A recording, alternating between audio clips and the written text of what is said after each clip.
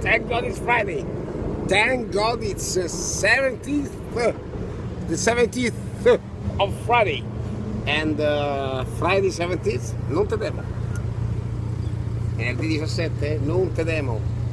Venerdì 17, devi, ammazza quanto sei ragra, ammazza quanto sei mediano. E allora sì, te temo talmente poco venerdì 17, anzi proprio sei proprio il numero mio, proprio il numero mio, che l'ultimo appuntamento di oggi è venerdì 17 alle 17.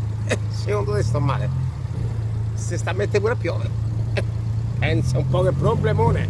Pensa un po' a ste 4 gocce di primavera. Che grande fastidio, oddio che sfiga! Oddio, sfiga! E superstizione, forme di ignoranza alle quali attaccarsi. E allora un conto è che ti ci fai due risate e che l'ignoranza, la scaramanzia ignoranzibus è tale e ci famo due risate e ben venga, perché a qualcosa uno si deve anche attaccare. Ma se ci credi, secondo te sto male? No, secondo me sei ignorante.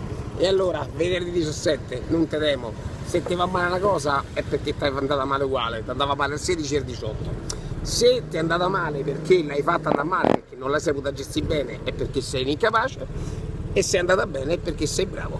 Parati, giusto e mal, sei bravo dei 14, dei 17, dei 21, dei martedì alle 17, dei venerdì alle 14, sei una gran pippa, e il lunedì, e il martedì, e il mercoledì, e il giovedì, e il venerdì, e quando ti casca il vaso in testa non c'è 17 che tenga. No alibi, no utopie, i bravi sono bravi sempre, e i pippe sono pippe sempre, più dei bravi. E allora te, viva la life, quando te moto le pippe, miau, dove piacciono le poppe.